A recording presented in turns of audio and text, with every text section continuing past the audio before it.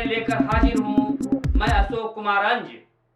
तो आइए चलते हैं खबरों की ओर। महागठबंधन में आए, अंतरात्मा का भी फिर से फाइन ट्यूनिंग हो गया। अब उनको विशेष राज्य का दर्जा दिखने लगा। फिर भागेंगे भाजपा में, तो फिर कहेंगे अगर विशेष राज्य का दर्जा छोड़िए ना, सबको ना मुद्दा है, इस सबको कुछ बुझाता है। अरे भाई, आप ही को बुझाता है तो आप ही सुधार दीजिए।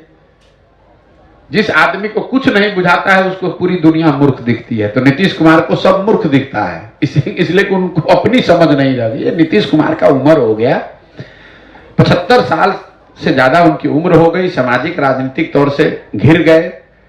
क्या बोल रहे हैं उनको खुद नहीं पता है। विधानसभा में खड़े होकर जो उन्होंने वक्तव्य दिया, पूरे देश में हंसी के पात्र बने और पूरे बिहार के लोगों को शर्मसार किया। फिर खड़े वो जो हुआ वो तो हुआ। अगले दिन जब उन्होंने माफी मांगी तो उनके माफी मांगने के तरीके को देखिए। उसमें भी उनको नहीं लग रहा है कि हंस रहे हैं कि रो रहे हैं कि सही में दुखी हैं कि खुश हैं।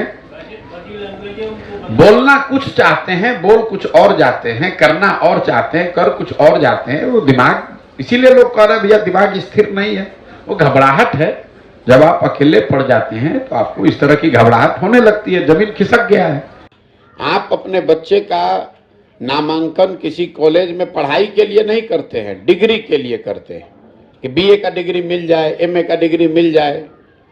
बिहार की शिक्षा व्यवस्था एक पंक्ति में स्कूलों से खिचड़ी बांटने की व्यवस्था है और कॉलेज से खिचड़ी बांटने की व्यवस्था है। पढ़ाई दोनों में कहीं नहीं हो रहा है।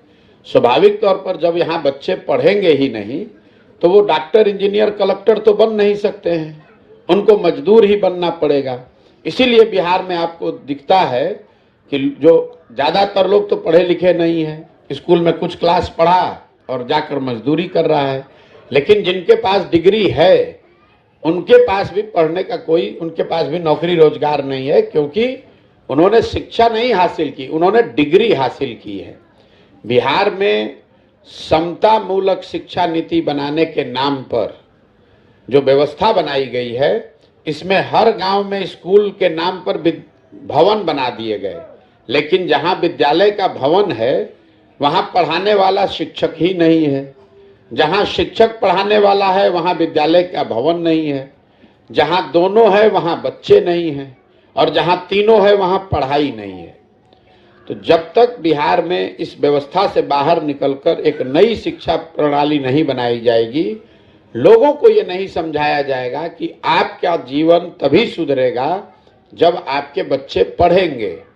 नाली गली बनने से आपकी गरीबी दूर नहीं हो सकती है।